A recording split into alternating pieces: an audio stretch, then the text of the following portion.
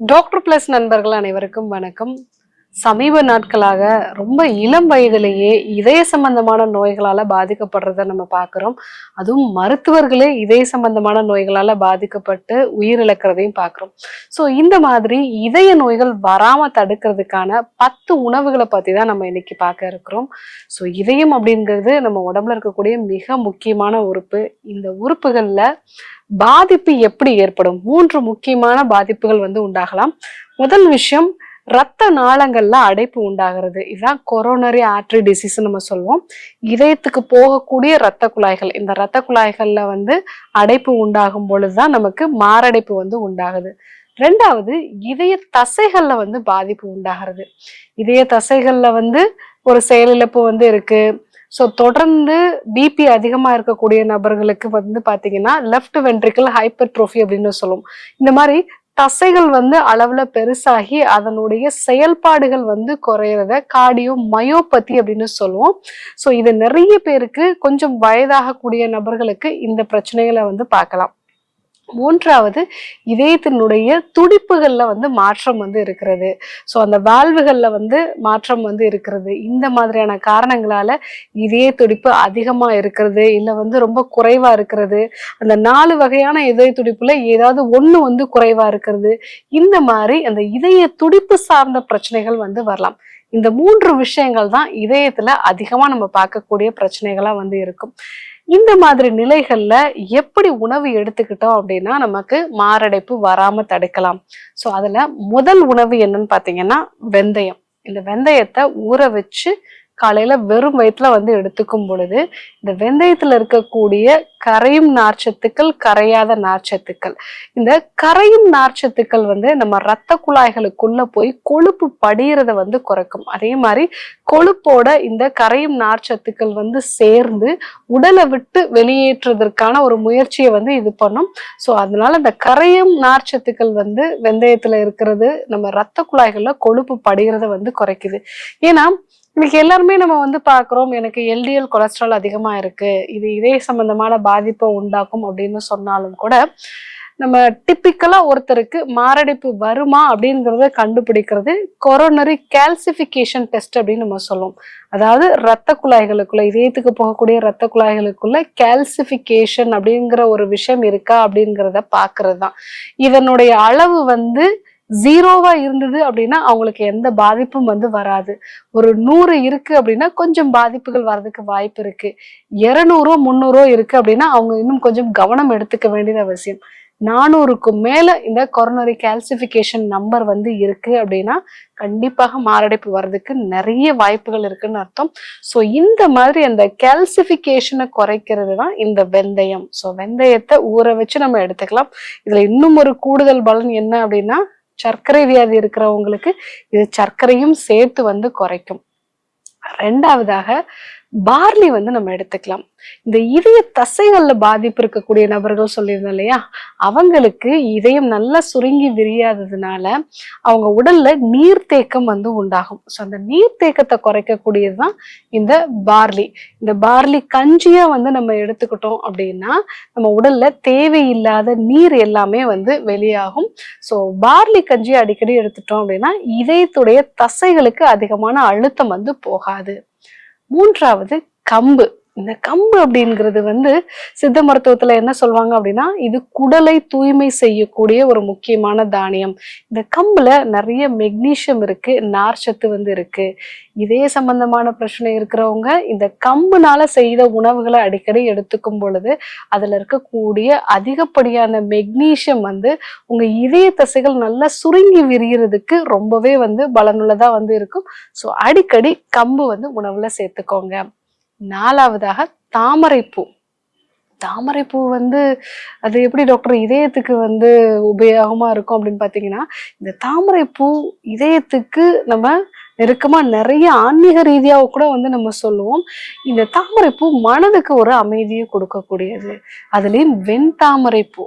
இந்த வெண்தாமரை பூவை வந்து உலர்த்தி பொடி பண்ணி நம்ம வெது வெதுப்பான வெந்நீரோட வந்து எடுத்துக்கிட்டோம் அப்படின்னாலே நம்ம இதய தசைகளுக்கு நல்ல பலத்தை கொடுக்கும். அதே மாதிரி இதயத்துக்கு போகக்கூடிய இரத்த குழாய்கள்ல கொழுப்பு படியறதையும் வந்து இது குறைக்கும். ஸோ வெண்தாமரையை உலர்த்தி பொடி பண்ணி நம்ம எடுத்துக்கிட்டோம் அப்படின்னா இதயத்தை பாதுகாக்கலாம். அதே மாதிரி ஆறாவதா செம்பருத்தியினுடைய அந்த இதழ்கள். இந்த செம்பருத்தி இதழ்கள் வந்து இதய சம்பந்தமான பிரச்சனைகள் மட்டும் இல்லாம பிபி அதிகமா இருக்கக்கூடிய நபர்களுக்கும் இது ரொம்பவே உபயோகமா இருக்கும்.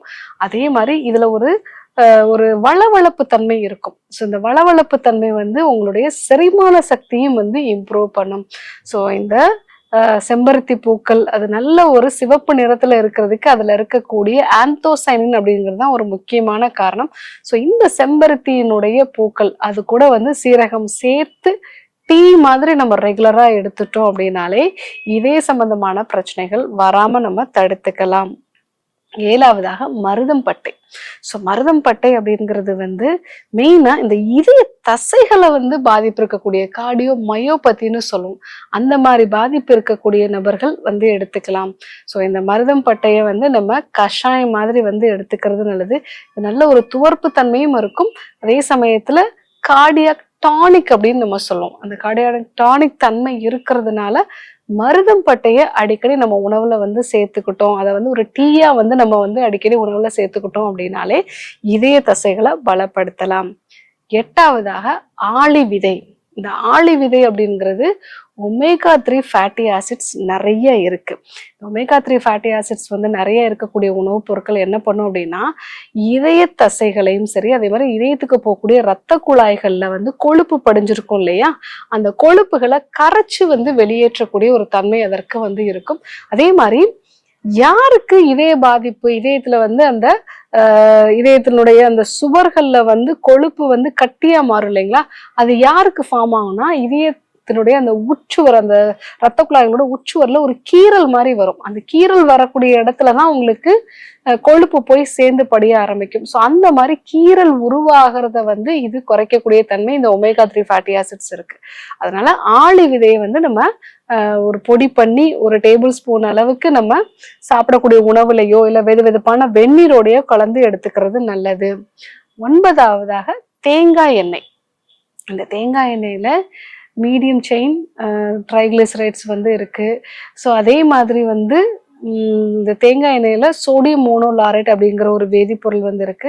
இந்த தேங்காய் எண்ணெயை ஒரு டீஸ்பூன் அளவுக்கு காலையில வெறும் வயிற்றுல வந்து எடுத்துக்கிட்டீங்க அப்படின்னா அது உங்க உடம்புல வந்து உடனடியாக சத்துக்களா மாறும். அந்த மாதிரி சத்துக்களா மாறும் பொழுது இதய தசைகள் வந்து பலப்படும்.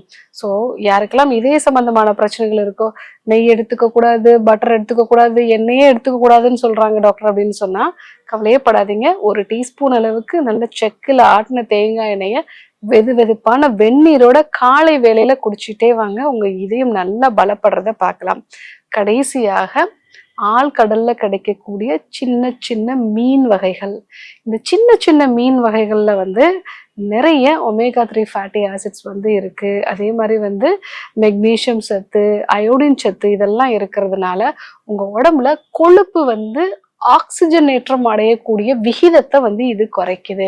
ஸோ அந்த சின்ன மீன்களை நீங்க வந்து ரெகுலரா எடுத்துக்கிட்டீங்கனாலே உங்களுடைய இதயம் வந்து பலப்படுறத நீங்களே கண்கூட வந்து உணரலாம். ஸோ அந்த இதய பாதிப்பு இருக்கிறவங்களுக்கு நடக்கும் பொழுது அவங்களுக்கு மூச்சு திணறல் மாதிரியான பிரச்சனை இருக்கும், ரொம்ப டயர்டா வந்து ஃபீல் பண்ணுவாங்க. அதே மாதிரி படபடப்பு வந்து அதிகமா இருக்கும், சரியான இரவு தூக்கம் வந்து அவங்களுக்கு இருக்காது. ஸோ இந்த மாதிரியான பாதிப்பு இருக்கிறவங்க எல்லாருமே நான் சொன்ன இந்த 10 வகையான உணவுப் பொருட்களையும் அடிக்கடி உங்களோட உணவுல வந்து சேர்த்துக்கோங்க. அந்த மாதிரி சேர்த்துக்கும் போது கண்டிப்பாக இதய நோய்கள் வராம நம்ம வந்து தடுத்துக்கலாம். இது கூட நீங்க சுவாச பயிற்சி பண்றது, ஸ்ட்ரெஸ்ஸை மேனேஜ் பண்றது. ஏன்னா இதயம் எப்பவுமே நம்மளுடைய அதிகப்படியான மன அழுத்தம் தான் முக்கியமான காரணமா வந்து இருக்கும். அப்போ அந்த நம்ம கட்டுப்பாடுல இல்லாத விஷயங்களை பத்தி அதிகமா கவலைப்படுறது, இந்த ஒரு விஷயத்த நம்ம தவிர்த்துட்டு நம்மளுடைய அன்றாட வாழ்க்கையில சின்ன சின்ன சந்தோஷங்களை வந்து நம்ம அனுபவிக்கிறது. ஸோ காலை எழுந்த உடனே நம்ம நல்ல சூரிய வெளிச்சத்துல படுறோம் அப்படின்னாலே அதை ஒரு ஆனந்தமா நம்ம எடுத்துக்கிறது, பறவையினுடைய சத்தத்தை ஆனந்தமா எடுத்துக்கிறது, பூக்களை பார்க்கும்போது மகிழ்ச்சியா இருக்கிறது, சின்ன சின்ன விஷயங்களுக்கு நன்றி சொல்றது, இது எல்லாமே நம்ம இதயத்தை பலப்படுத்தக்கூடிய விஷயங்கள் தான். மிக முக்கியமாக நைட்டு தூங்க போறதுக்கு முன்னாடி நம்மளோட கவலைகள் எல்லாத்தையும் ஓரங்கட்டி வச்சுட்டு நல்ல ஒரு ஆழ்ந்த மன திருப்தியோட கடவுளுக்கு நன்றி சொல்லிட்டு அந்த இரவை நம்ம தூங்கணும் அப்படின்னாலே இதயம் பலப்படும்.